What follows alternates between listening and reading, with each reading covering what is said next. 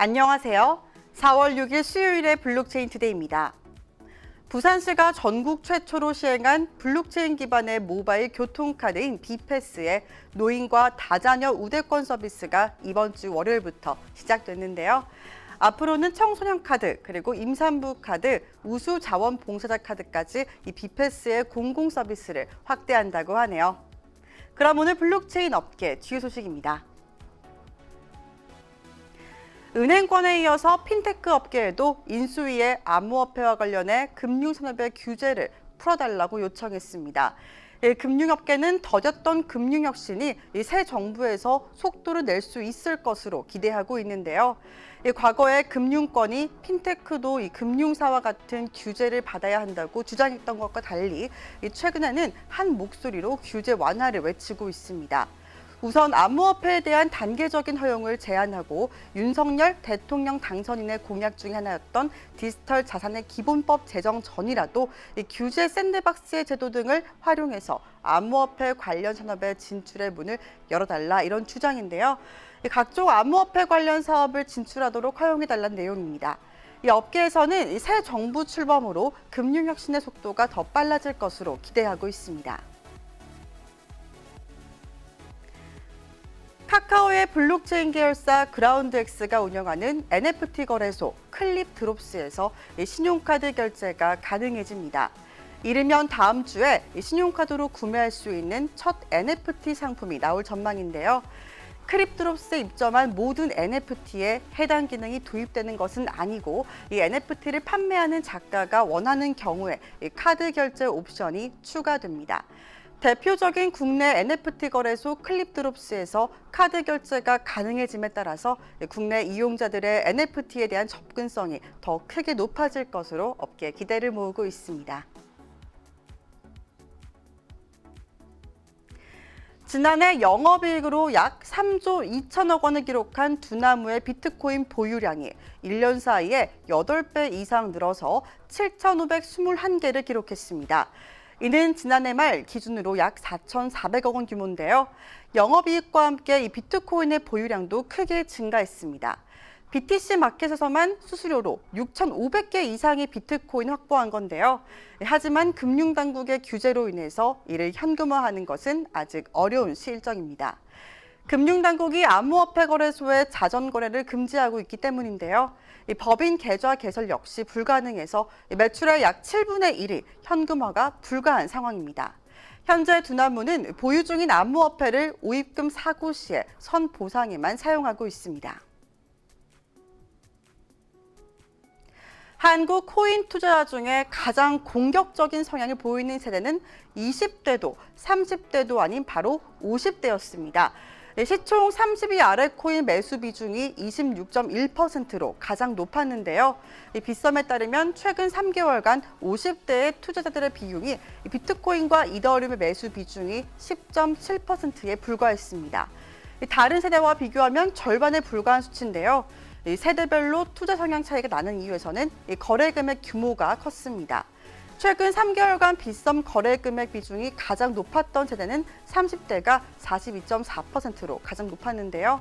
이어 40대가 23.9%, 20대가 17.1%였고 50대는 12.5%에 그쳤습니다. 자산 대비 코인 투자 비중이 높은 30대는 이더리움과 비트코인을 집중적으로 매수한 반면 자산 대비 코인 투자 비중이 낮은 50대는 포트폴리오 일부를 공격적으로 짜기 위해서 고위험 그리고 고수익의 성향이 큰 알트코인에 집중 투자한 것으로 집계됐습니다. 게리 겐슬러 미국 증권거래위원회 위원장이 암호화폐 시장에 대한 규제를 확대할 예정이라고 밝혔습니다. 겐슬러 위원장은 암호화폐 시장이 기존의 금융 플랫폼과 비슷한 역할을 하고 있는 만큼 투자자들도 동등한 방식으로 보호를 받아야 된다면서 암호화폐 투자들의 안전을 보장하기 위해 암호화폐 시장에 대한 규제를 강화한다고 밝혔는데요. 그는 지난해 사이버 범죄 등을 통해 암호화폐 시장에서 도난당한 자금만 140억 달러에 이른다면서 규제 플랫폼을 강화했다면 각종 범죄를 사전에 막을 수 있었을 것이라고 말했습니다.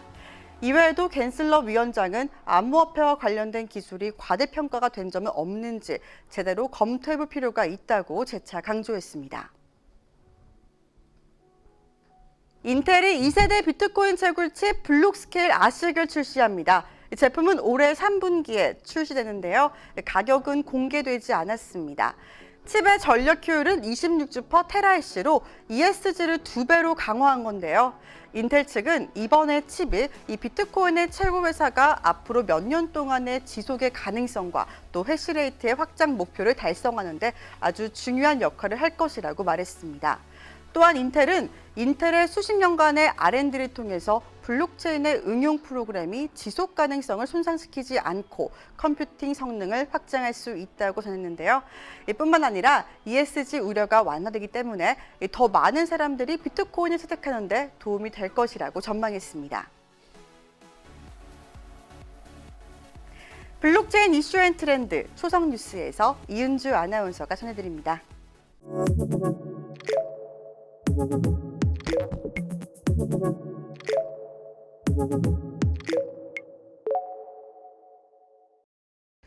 블록체인 업계 화제의 뉴스를 초성으로 알아보는 초성 뉴스 시간입니다.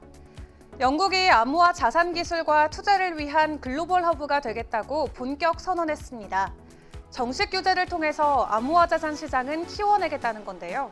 영국 재무부가 발표한 암호화 자산 지원 방안들 어떤 것들이 있었는지 초성으로 확인해 볼까요? 첫 번째 초성입니다. 시옷티읕 이응 비읍 키읔 이응입니다. 이 달러와 같은 법정화폐에 연동되는 암호화폐의 한 형태죠. 바로 스테이블 코인입니다. 영국 정부는 스테이블 코인을 규제 범위에 포함시켜서 정식 지불 방식으로 사용될 수 있는 법적 기반을 마련하겠다고 밝혔습니다. 적정 규제를 통해 더욱 효과적인 지불 수단을 제공하고 소비자 선택폭을 넓히겠다는 건데요. 입법 절차를 밟아서 스테이블 코인을 결제 규제 범위 안에 포함시키고 스테이블 코인 발행업체와 서비스 제공업체가 영국에서 운영하고 투자할 수 있는 환경 구축까지 약속했습니다. 많은 중앙정부에서 경계했던 스테이블 코인, 영국은 본격적으로 수용해가는 모습이네요. 다음 초성입니다. 이응 피읍 티읕입니다.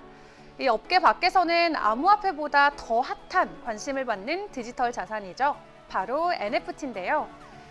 이번에 영국 정부가 미래지향적인 접근 방식을 보여주는 상징적인 행보로 왕립 조폐국에 NFT 발행을 의뢰해서 본격적으로 선보인다고 합니다. 영국 정부는 이처럼 다양한 지원 정책을 통해서 현지 금융 서비스 산업이 최첨단 기술 수준을 유지하고 투자와 일자리를 유치하고 소비자 선택의 폭을 확대해 줄 것을 기대하고 있는 것 같은데요. 이렇게 적극적인 정부의 지지가 있다면 혁신과 확장은 보장된 것이나 마찬가지겠네요. 마지막 초성입니다. 기역 이응 시옷 지옷입니다. 결국 암호화폐가 궁극적으로 인정받고 수용되어져야 되는 곳이죠.